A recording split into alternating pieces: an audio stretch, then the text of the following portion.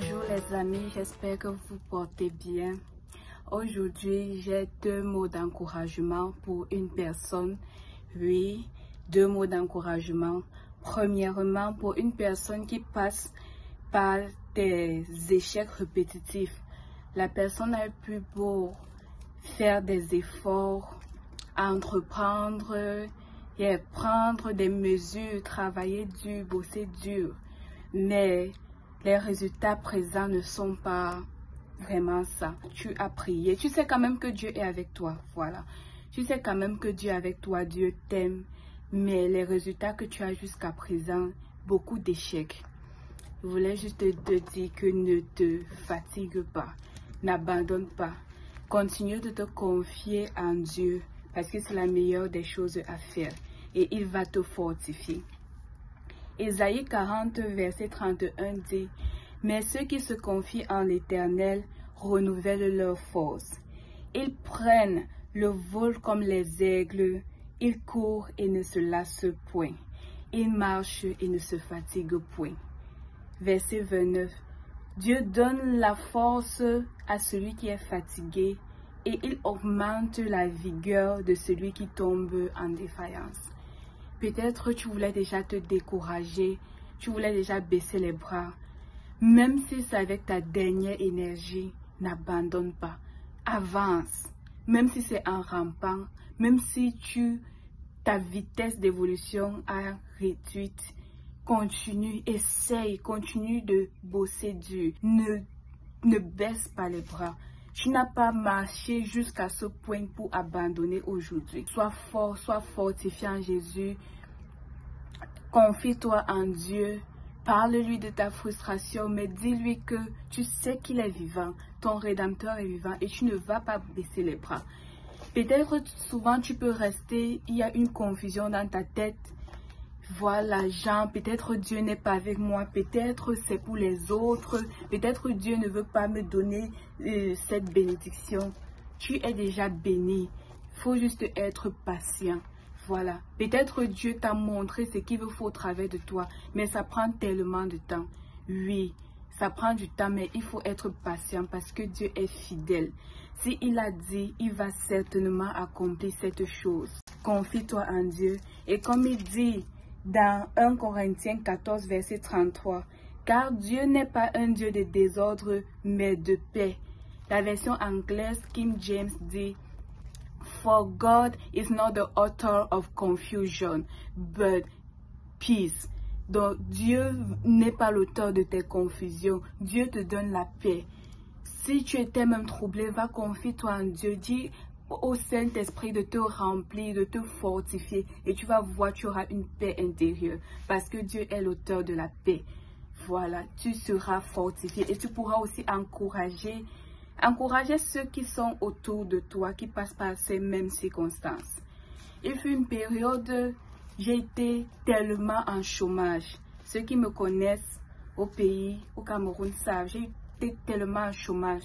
Mais par la grâce de Dieu, pendant ces moments, j'ai pu fortifier des personnes qui passaient par ces mêmes saisons que moi. Et plusieurs même d'entre eux ont eu le travail avant moi. S'ils regardent cette vidéo, ils vont témoigner. J'ai fortifié des personnes, eux ils ont eu le travail, moi j'étais toujours au chômage. Donc, sois une source de bénédiction pour les autres et sache que Dieu est fidèle. Dieu est fidèle et ce n'est que une question de temps. Ta gloire resplendira, oui.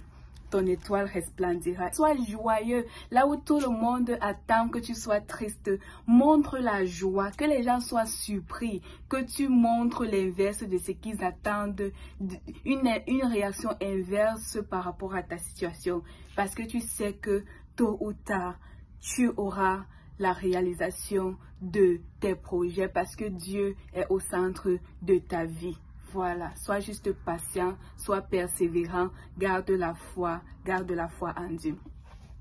Bon, le deuxième point que je voudrais encourager des personnes par rapport aux mauvaises nouvelles.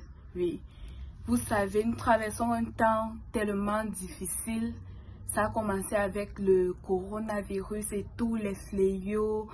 toutes sortes de calamités, des mauvaises nouvelles par-ci, par-là.